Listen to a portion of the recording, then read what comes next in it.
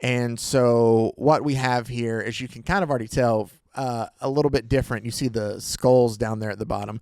Yeah. Are these zombie-like creatures, though we'll get why that might be there here in a bit. Also, those are our two main protagonists, our protagonist and subtagonist, second protagonist, however you want to do it. Is subtagonist a thing? I just made it a thing. Oh, okay. I mean, it sounds right, doesn't Fair. it? Sure. Or I think there's another word for it. I don't know. I love when nobody else can see this because the way we are, but the background footage you have, I love when I turn and look at you. It's just a small McDonald's. It's just, I don't know what this is. It's like old footage, but it's just like a small McDonald's. Yeah, it's literally just old footage of a McDonald's is all it is.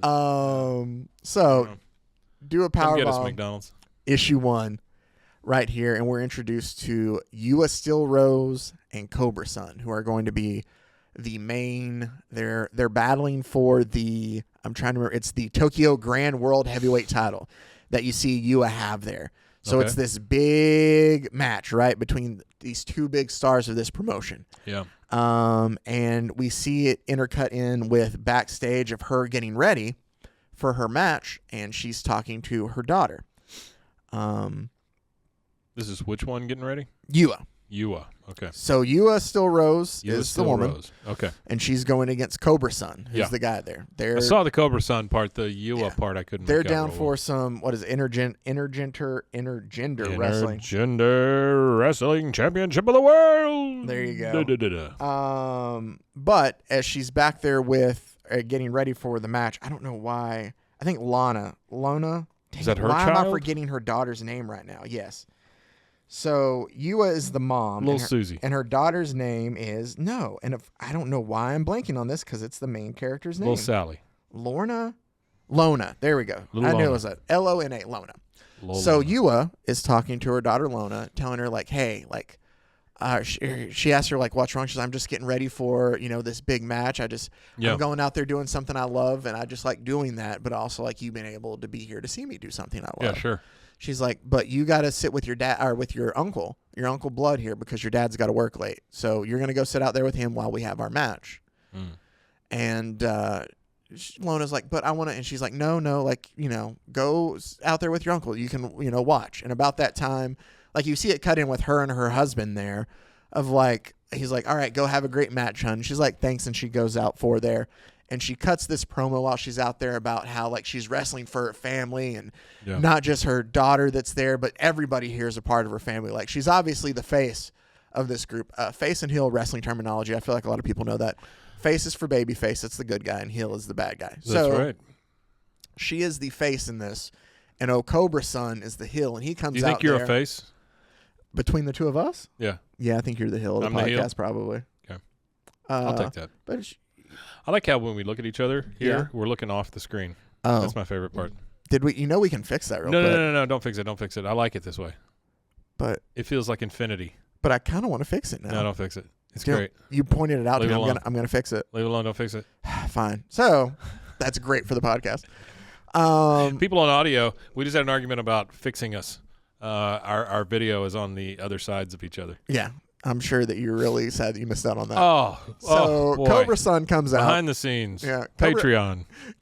No, it's right here. That's this is good Patreon content right here. Yeah, and you don't have to pay for this. But Cobra Sun comes out and he's like telling her like, oh, you've lost, this is typical like wrestling. He's promo. huge. Like, he is, but it's like typical wrestling promos, like what you would think, like you've lost track of, what's important in this. You're talking about your family and, forget how important that title is, but that's okay. Like I'm about to take it from you. And Lona's in the crowd watching her mom, and she's like, kick his ass, mom. Like, she's just into this. And you get the ding, ding, ding, the ring of the bell. And I will say, like I've told you this, the action that he draws in this is just fantastic. Oh, wow. Look now, at that. again, I don't have every page and every panel here because I don't want to give away everything because it's a lot of great stuff. There's a lot of great angles in this thing, like unusual angles to draw from. The way that he does his angles, the way that he draws his action, the way that his sound effects, like the words, the onomatopoeias are thrown in there because they break through like the side of the panels and stuff too. Like you see this a lot. I think it's the same thing that we gave credit to Patrick Horvath for. Or it wasn't, and I can't forget the letter. I can't remember the letter's name right now, and I feel so bad, and I'm sorry. But for Beneath the Trees Where Nobody Sees, when they would have like the words like break out of the panel. It's like it was an added thing. Yeah. It's in this too. Yeah. And it's done really well.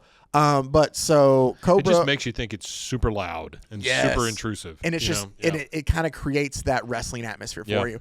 So Cobra's son and You Are Still Rose are having their match, and it bleeds out into the crowd, and they're fighting back and forth. And there's a part where they go up and he's going for his finishing move. That's the setting sun. But no, to finish, I mean, this is for the champion. Like, you'll see this a lot in actual matches. Like, he can't just do a regular, setting sun. He's got to make it. He's got to make sure that this move is going to take her out. So he's going to step up from the top rope and do it from there instead of from the middle rope where he usually does. Yeah. But when he gets to the top rope, Lona kind of feels like something's wrong. And she's scared. And her Uncle Blood's like, no, don't worry. Everything's going to be okay. And he's kind of worried too. And you see Cobra's son's foot get shaky and it slips. And Cobra's son says, no. And she crashes down to the mat right on top of her neck. Oh, wow. And like Cobra's son hops down. He's like, I didn't mean to. I'm sorry. And like the ref just like backs him up. And the announcers are like, I think we've got an emergency situation. Like, somebody get out there. Yeah. And Lona jumps over the gate and she runs out to see her mom. And we get this flashback of, and I'm just going to leave this so I can actually read it because it'll be pertinent later on in the story. But we get a flashback of her laying in bed with her mom. And while they're sitting there talking, like, she's asking her mom, like, hey, what happens to us? Like, where do we go after life? And like her mom's like, you mean like dying? And like Lona's like, yeah, I guess. And she's like, well, we don't really know. Like, it's all kind of a mystery. But don't worry, I'm not going anytime soon, is what she tells her. And then we cut back to while they're there. That's what they cut into the top end. Mm-hmm. And her dad comes out of the emergency room to tell Lona that her mom has died. Like, she's gone, baby. And the two, it's a really great panel down there. Like, you just get the EME of emergency. Yeah. And that's her uncle there, just like palm in hand. And it's just like a very sombering moment. And then we cut forward 10 years. And we talked about that action again. Yeah. There's Lona now wrestling herself, and she gets punched in the face. And the way the jaw and like the lips move, and I love the way that the word "bam" is all over the out, back and of it goes even out into like past, like into the gutter there, like past the screen. So Lona's fighting this woman. Yeah, it's very cool. And she is just getting the mess beat out of her, and she ends up losing. Like, there's a point where you think she's going to get some offense in, but she ends up losing. And we come to the back, and we see that it's her Uncle Blood that is running this promotion or whatever it is. I mean, it's the promotion that she's working there. And he pays her, and she goes, hey, Uncle Blood, I thought that maybe I could come back next week and see if I could, get a hand at some other wrestlers, And he goes, I don't think so, kiddo. And she's like, well, why? You can tell me, like, what is it? And he goes, well, first of all, like, you're green. Like, you can tell that you haven't done this professionally. Yeah. And, like, I'm not talking about just the taking the bumps part. Like, you do the moves fine. It's just you can tell, like, you haven't been in this, like, long enough. Like, it's not just that. And she goes, well, I've been trying to find somebody to teach me, but, like, nobody will. And he's like, of course nobody's going to teach you. You was still Rose's daughter. Nobody wants to touch you. They don't want to be afraid of something happening to you, too, that, like, happened to your mother. Sure. And he goes, I wish, like, there's something I could do, but there's nothing. And so Lona's like, so my mom dying in the ring means I can't wrestle then? And he's like, it's not just that. Like, I made a promise a long time ago. And she's like, a promise about what? And that's when she gets a phone, or she leaves and goes outside, and she runs into her dad. And we find out that the two of them have not been on good speaking terms. He obviously does not want her to wrestle because of what happened to her mother. Right. And it's the only thing she wants to do because she feels like that's where her calling is. Okay. Well, her uncle tells her that the reason nobody's been willing to teach her, or even he himself, as her uncle hasn't been wanting to teach her, is because that he promised her dad that he wouldn't. Okay. So she finds out that he's been around, like, getting people, like, don't teach my daughter, like, I don't want her to be, it's a story that you would think of. This is an old story. It's been told many times. Exactly. Yeah, I don't know that I've ever seen it in this context. No. Well, we're about to kick it up a notch, Mike. Okay. Zombies. Well, so he essentially, like, as they're meeting, like, Lona's like, I told you, Dad, don't come to my matches. I have never understood those sunglasses. Oh, the ones with the ones from the 80s that have, like, the little levers in them, right? It's like you're looking through a set of blinds. That can't be safe. Number No. one. And number two, what the hell are you seeing? Things in the slatted view. Yeah, I don't like that at all. So, they Never get to understood guys who wore those colored sunglasses inside either. Like the yellow ones and the pink ones and the, that kind of stuff. the yellow ones and the pink ones. Yeah, like they wear those. Just regular colored ones? Well, like the neon colored ones? No, I'm talking about the lenses. Like the lenses are. Oh. I can't imagine going around and seeing everything in red.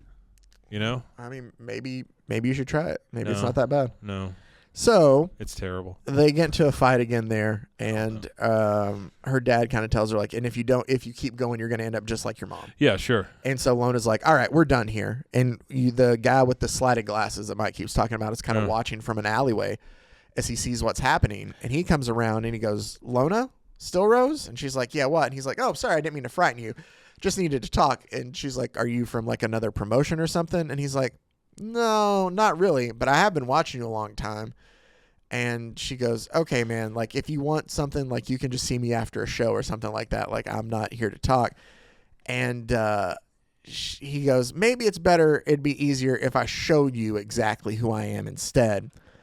And so he takes her to this different world. And we'll have a picture here coming up soon. That's right. He transports her from Earth to a different world. And it's like this giant, like there's a castle, there's a hellscape. It wouldn't format right in here. That's just why I don't have it, but you'll see it. You'll see a picture of it here soon. Yeah. And what we come to find out as they're walking up, he has a wrestling ring and he wants to put on a tournament. And you see him like climbing up there and he lets her know, I'm a necromancer. And you see, I'm running a wrestling tournament of sorts, but a belt isn't the only prize. That is a big ass belt. It is a big ass belt, but he tells her, but a belt isn't the only prize. I'd like to talk to you about bringing your mom back to life. Oh, wow. And so that's where issue 1 ends. Okay. Of where we find out that... All right, Mr. Spiky Head. Yeah. That Lona is being presented about a wrestling tournament where the prize would be potentially bringing her mom back. Wow. Have you ever thought about bringing somebody back like that? I don't think that would go well. I don't want to do that. No, I don't either. Every time I see it in a movie or whatever, it always goes so poorly. Yeah. Well, we talked about like... And it's one thing, I watched the Creature Commandos, the first episodes that came out. Yeah. And it's one of the things that you think about, like when the bride comes Superman back. Shows up in it. Huh? I read that Superman shows up in it. He hasn't yet. Oh, sorry. Well, thanks. Mr. Cornsweet, or whatever his name is. Cornwallis? No, it's Cornsweat. Yeah. Colonel Cornwallis. Yeah. In the library with the Superman. Thanks, Mike. No. So, hey, very rarely do I ruin anything comic book related for you. Yeah, but you just ruined it for sorry. all of us. All right. Well. Hey, here's the thing. Everybody's going to have to deal with that. Like rewind this and don't listen to it. Yeah, everybody's going to have to deal with this like I did. So, blame me. Hey, we already established I'm the heel. So but there you yeah, go. that's true. But what I was gonna say was like when she comes to life, like that's the thing is like they kind of come back from out of nothing. Well, at least in her instance of nothingness, because it's a bunch of different parts pieced together. I don't know if you if the theory because obviously you just discussed this and you figure out what works best for you. And the thought of this, but it's like, do they come back and they remember who they necromancy? were? I figure out what's best for me. Here's the thing, Mike. Do you know anybody that is proficient in necromancy? No, not yet. That's why I'm saying you make up what works best for you when it comes to necromancers. Gotcha. I don't know a lot of Reiki people. Is that the same thing? With a tiny little rake. Yeah, the tiny little Reiki people. But it look at them go. I don't know what else. I think it would be like maybe they remember who they were before, but maybe they just like exist in consciousness again. I think it's a Frankenstein situation, right? So they come in completely new again. You know, you Frankenstein's monster. He didn't have any idea who he was or why he was there. Yeah, he had to teach him that everything. Stuff. Yeah, putting on the Ritz. He is putting on the Ritz. Yeah. Frozen heroes. Gonna tell you about Frozen heroes. Gonna tell you about.